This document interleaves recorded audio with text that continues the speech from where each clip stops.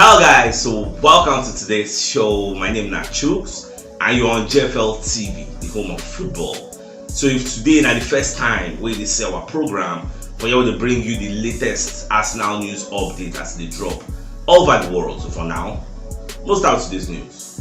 Alright, so Darren Banks will be one of the hosts for TalkSport. So Babako Kamasako talk say Saliba and Declan Rice are so important to Arsenal right now more than Bukayo Saka because they make up the spine of Arsenal's midfield and Arsenal's defense. So when you check out, if you on first glance, when you hear something like this, you can say, Saka they play very well for Arsenal, the guy scored the assist. But the thing is, as much as Saka is scoring and assisting, if the defense is not good, other teams go outscore and assist their own team. They beat us. Okay, so this season, I can arguably say our strength has been the defensive side of things compared to the attacking side. Okay, because Saliba, not just Saliba, I think not adding Gabriel Magalhaes to the mix is somehow injustice because this season Gabriel Magalhaes has been very, very fantastic, playing very well. In fact, the partnership between him and Saliba, Saliba said they talk now, not too long ago, Saliba do one press conference when he talk say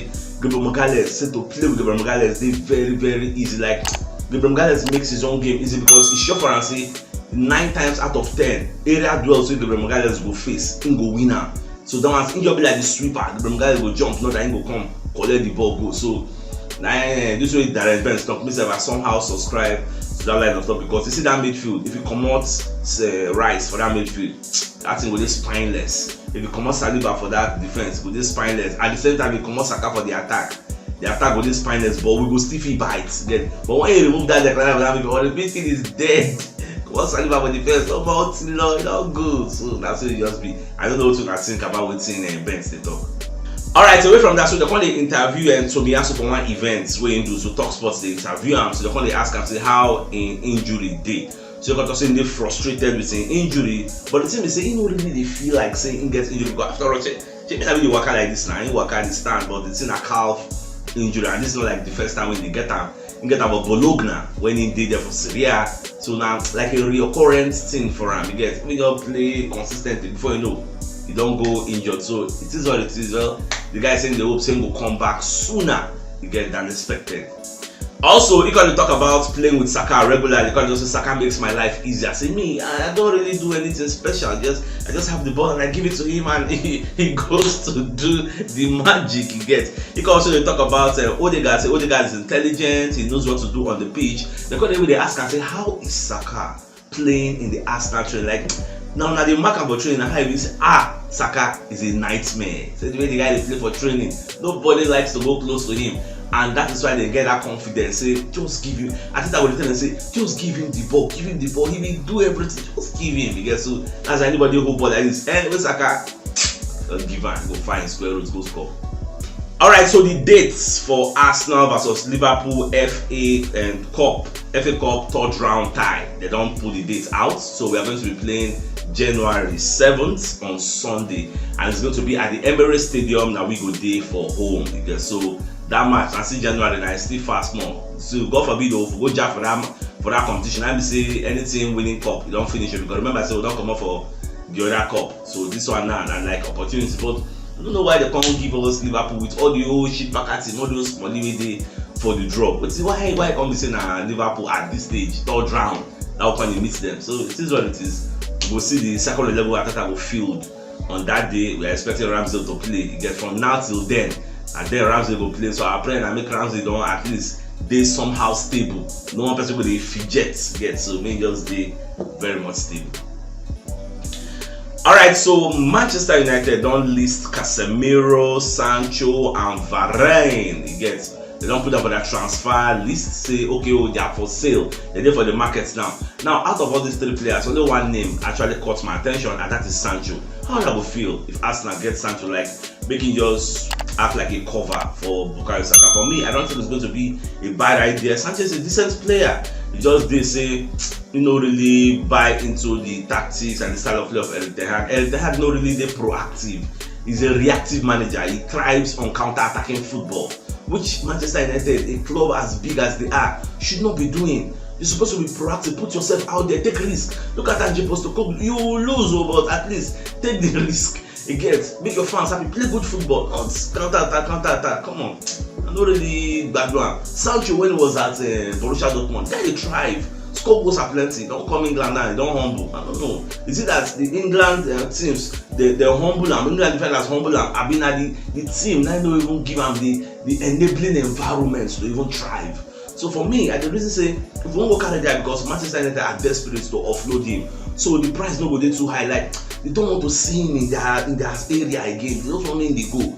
So I don't know whether the market are the reason that side because we normally know say their players will say we will be fans. The players who will like make us side last they no go reason those directions. But for me, I think Sancho is one of the players you can really tap from. So I don't know what to think. Let me know your thoughts. Alright, so Fulham, they don't make Andre, the Fluminense midfielder, their #1 target. Say if Joao Paulinho leave for January, say now Andre will be the replacement. And remember, say we have one signed that Andre, say you guys for that reason Fluminense. In fact, at some point Liverpool wanted to sign him. I don't know what's happened. They come leave the team because the reports out there saying that Arsenal are the favourites to sign him. But now we want to get contrary reports again. Say Arsenal they interested, they are considering Joao Paulinho. Say they won't compete with Bayern to sign up because Bayern gone they distance themselves somehow. Say they won't strengthen their centre back and right back. So in January, we never know how it will go, but Fulham are willing to sell the player if the offer comes in. They agree 60 million with Bayern. So if Arsenal can give them 60 million, pay like this, Paulinho don't join us. And Paulinho is going to be a very big upgrade to that Andre. Because Paulinho understands the league. And like I always tell you, Paulinho is to Fulham what Declan Rice is to Arsenal, what Thomas Partey is to Arsenal.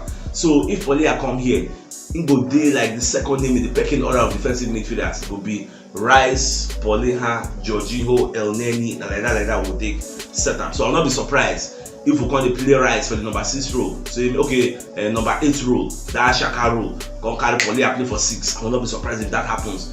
Attacking wise, we will do okay, but defensive wise, we will get this confirmed solidity. Imagine if Paulinho and Rice protecting the back for Wine. So you could be too attracting not to get, but we just watch. Now at least we Fabrizio confirm and say yes, as Arteta appreciates the player, Arsenal appreciates the player. So there's an atom of truth to all these things you are hearing, not just the watcher.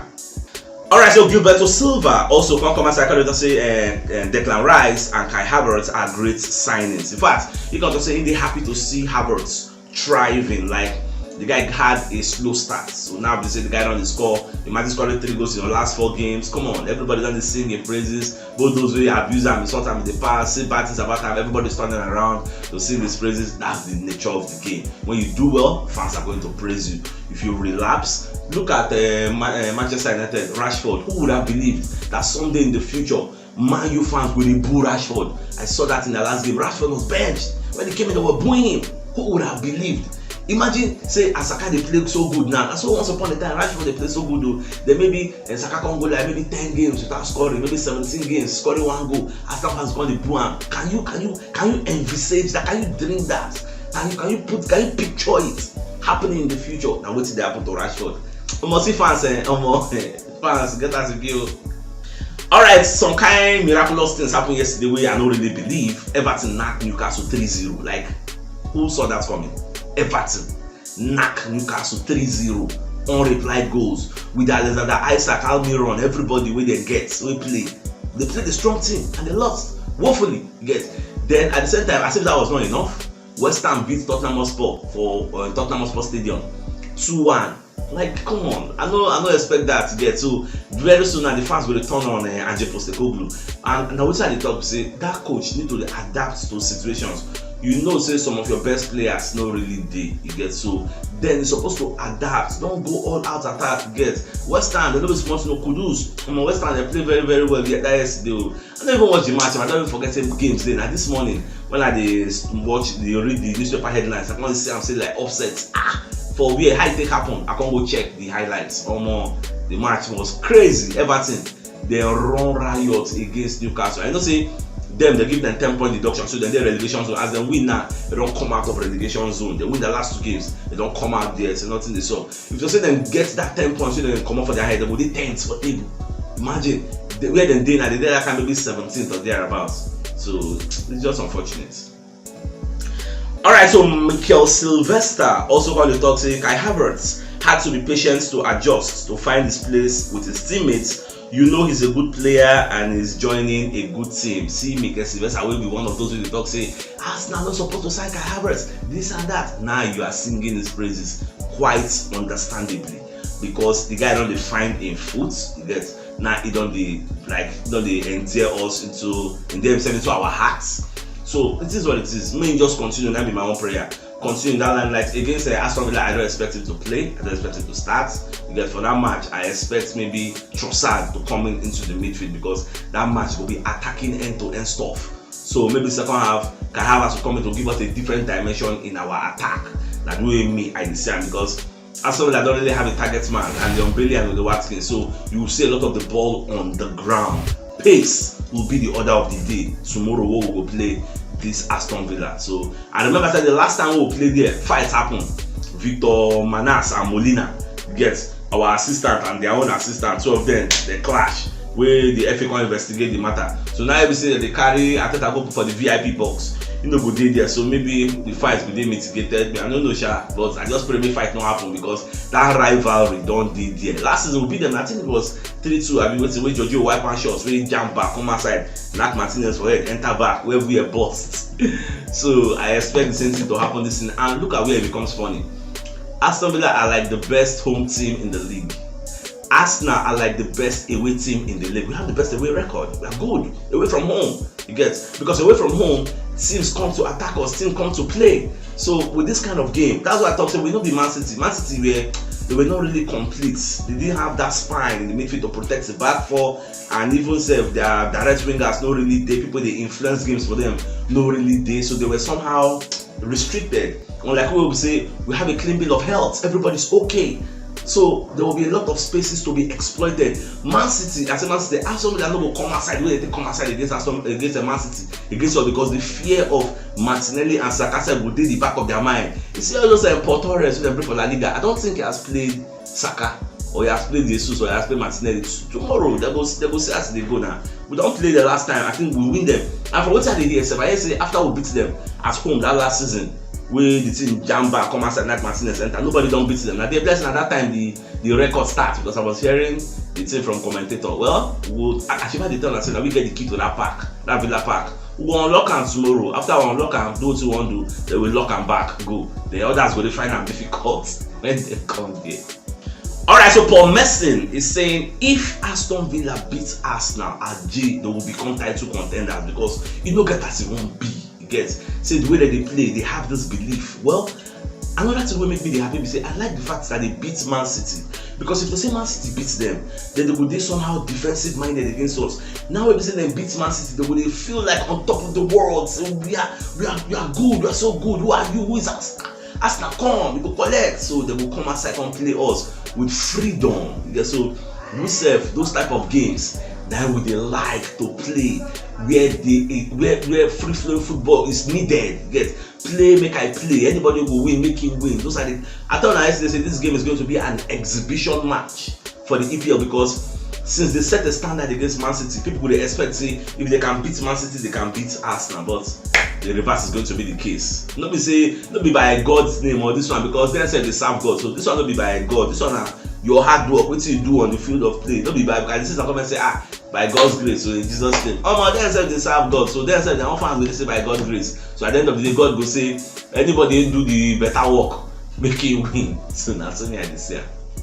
Alright, so Paul Messin also called it to say for him, will say if one predicts this Aston Villa match versus Arsenal, if you say Arsenal will win 2 and like Arsenal are too much. Arsenal will become too much for them because we are talking about the best away team in the league for a reason. We did not get there by fluke. You get when they go the toughest grounds, go display, express ourselves. In fact, I can even argue that we express ourselves more away than at home. It's actually more difficult to win away than at home, and yet we have that record. So they're ready for home. How many big teams have they played? You get so that's why they be. Not be some matches they go Bournemouth now they're 3-2. So they are beatable. Nothing. Alright, my dear Aston lovers, if you know what yesterday, should check the top left corner of your screen. We'll see the thumbnail. Click on so that you get all Arsenal updates as they drop over the world. So CHUKS signing out. Enjoy the rest of your day. Now get out.